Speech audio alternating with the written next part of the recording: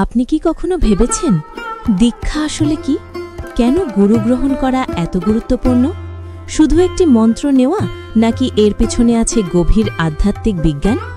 আজকের ভিডিওতে আমরা জানব হিন্দু শাস্ত্র অনুযায়ী দীক্ষার আসল অর্থ, গুরুত্ব এবং রহস্য। দীক্ষা শব্দটি এসেছে সংস্কৃত থেকে। দি মানে জ্ঞান প্রদান করা আর খা মানে পাপ বা অজ্ঞতা দূর করা। অর্থাৎ দীক্ষা হল এমন একটি প্রক্রিয়া যেখানে গুরু শিষ্যকে জ্ঞান দেন এবং তার অজ্ঞতা দূর করেন। হিন্দু শাস্ত্রে বলা হয়েছে দীক্ষা ছাড়া কোনো সাধনা সম্পূর্ণ হয় না। শাস্ত্র অনুযায়ী গুরু যখন শিষ্যকে একটি মন্ত্র দেন, সেই মন্ত্র শুধু শব্দ নয়, তা একটি শক্তি, একটি চেতনা।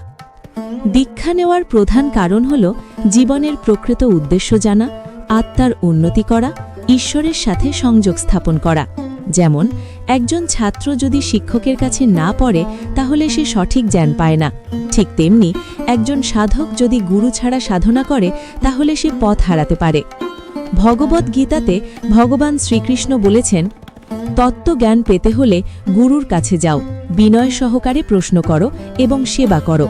অর্থাৎ গুরু ছাড়া প্রকৃত জ্ঞান পাওয়া অসম্ভব। হিন্দু শাস্ত্রে দীক্ষাকে একটি নতুন জন্ম বলা হয়। এটি শুধু একটি রীতি নয়, এটি আত্মার জাগরণ।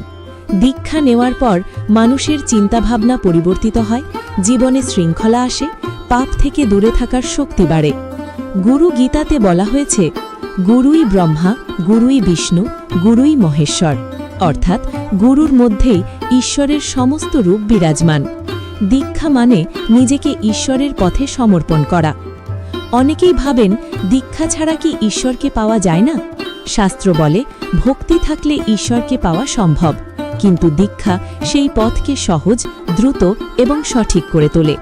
দীক্ষা ছাড়া সাধনা অনেক সময় ভুল পথে চলে যেতে পারে। তাই মনে রাখবেন, দীক্ষা শুধু একটি আচার নয়, এটি আপনার জীবনের নতুন সূচনা। যদি আপনি সত্যিই আধ্যাত্মিক উন্নতি চান, তাহলে একজন সত্যিকারের গুরুর শরণ নিন। ভিডিওটি ভালো লাগলে লাইক, শেয়ার এবং ফলো ভুলবেন না। ধন্যবাদ।